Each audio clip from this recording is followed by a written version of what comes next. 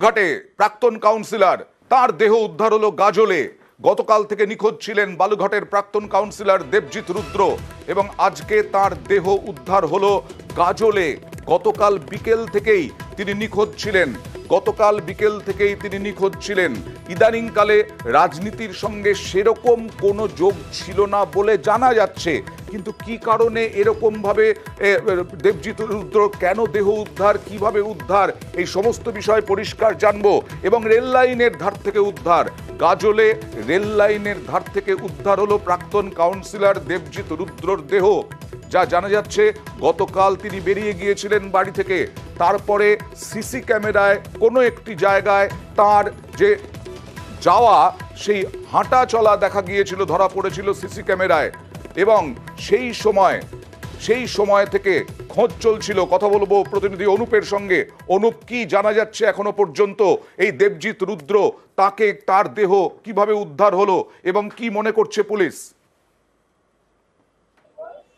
দেখো, তার দেহ আজ সকালে গাজলের স্টেশন থেকে প্রায় 1.5 কিলোমিটার আগে স্থানীয় মানুষরা দেখতে পায় এবং তারপরে সেখানকার পুলিশে খবর দেয়। এরপরে সেই থানা থেকে বালুঘাট থানার মাধ্যমে তার পরিবারের সঙ্গে যোগাযোগ করা হয় এবং সেখানে তার একটা ভোটার কার্ড পড়ে থাকতে দেখা যায় এবং সেখান থেকেই শনাক্ত করা হয় যেটা দেবজিৎ রুদ্রের দেহ।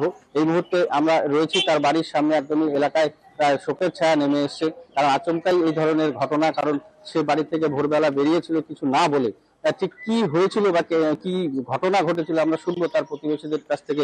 এই মুহূর্তে একটু শোনার চেষ্টা করবো যে ঠিক কি হয়েছিল, মানে কখন সে বাড়ি থেকে বেরিয়েছিল। সে বাড়ি থেকে বেরিয়েছিল 3:41। আমাদের খানিমপুর গার্লস স্কুলের যে ক্যামেরাটা, সেখানে দেখানো হচ্ছে সে ভালো স্পিডে হেঁটে যাচ্ছে এবং হাতে তার মোবাইল আসছে। ওই অবস্থায় নতুন জামা প্যান্ট পরে, জিন্সের প্যান্ট, সবুজ রঙের সাদা জামা পরে সে বেরিয়ে যায়। তারপরে সিসিটিভি ফুটেজ দেখা যাচ্ছে আপনার 3.5 নম্বর মোড়ের ওখানে, মানে স্বাধীনা মোড়ের ওখানে দেখা যাচ্ছে 3:55 সে হেঁটে যাচ্ছে। তারপর প্রিন্স ক্লাবের কাছে দেখা যাচ্ছে 4:40 বা 4টার দিকে এই টাইমে তো বজরঙ্গী মন্দিরে নেমেছিল সে। এখন টোটোওয়ালা আমাকে বলেছে, আর এটুকু খবর জানি লাস্ট, তারপরে আর তার খবর পাওয়া যায় না। কি মনে করছেন কেন এই ধরনের একটা এখন এটা তো মানসিক চাপ থাকতে পারে বা কোনো কিছু, সেটা তো পুলিশই একমাত্র ইনভেস্টিগেশন ধরে বের করবে, আমাদের পক্ষে তো সম্ভব না এটা। এবং সে ওইখানে গেলেই বা কি করে ট্রেনে করে। আচ্ছা অনুপ, তৃণমূলের কাউন্সিলর ছিলেন, তিনি রাজনীতির সঙ্গে কতটা জড়িত ছিলেন এখন এই মুহূর্তে কি জানা যাচ্ছে, কি বলছেন? অ্যাক্সিডেন্টটা কখন হলো, ট্রেনে কাটা পড়লো কখন, সেটাও তো আমরা বুঝতে পারছি না। উনি দীর্ঘদিন রাজনীতির সঙ্গে যুক্ত ছিলেন, কিন্তু তারপর থেকে উনি ছেড়ে দিয়েছেন সবকিছু, সবার থেকে ডিটাচ। ইলেকশনের পর থেকে লোকসভা মানে পঞ্চায়েত মিউনিসিপ্যালিটি যে ইলেকশনটা হল তারপর বাদ দিয়েছেন সম্ভবত। এবার উনি তো প্রার্থী ছিলেন না। না, উনি প্রার্থী ছিলেন, উনি সবার থেকে ডিটাচ। উনি একা একা থাকতেন, আমার সঙ্গে গল্পগুজব করতেন, হাসি ঠাট্টা সবই হতো। কিন্তু ব্যাপারটা হচ্ছে এটা কি করে হলো।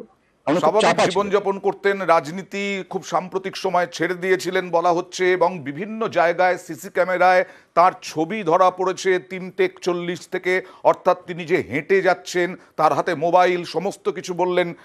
প্রতিবেশী ভাই কি বলছেন তার একবার দেখাবো। আগের দিনে রাত অব্দি স্টাইলিশ কোনো রকম দুজন মিলে গল্প গুজব সব। আমার বাড়িতে একটা কুকুর আছে, কুকুরকে বারবার করে ওকে নিয়ে ঘোরাফেরা, কোনো রকম কিছু নয়। হঠাৎ করে রাতে কি হলো, ওই 3:43 বাড়ালো, কিছু বলে কোনো বলে না কী বেরোলো। এবং কাউকে কিছু বাড়ির একটা ইয়েতে না করে, আমি প্রথমে ভেবেছিলাম মানি ব্যাগ টানি ব্যাগ হ্যান ত্যান বা ইয়ে নিয়ে যাবে, কিচ্ছু নয়, সবই তো বাড়িতে পড়ে খুঁজে দেখলাম বাড়িতে। হ্যাঁ, ড্রেসটা পরে পরিষ্কার করে গেছে।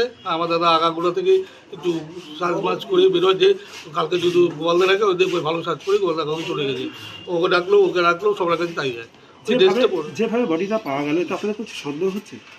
আমি তো পরিষ্কার আপনাকে আগে বলে দিলাম যে দাদা সুসাইড করার মতো এর আগে বহু চাপ চলে গেছে, চাপ করেছে বিভিন্ন পারিবারিক রাজনৈতিক পারিবারিক সব, সেই চাপ সামলে দাদা এখন একটা ঠান্ডা। আমার ক্ষেত্রে বলে বা আমি অনেকদিন আগে মনে করতাম।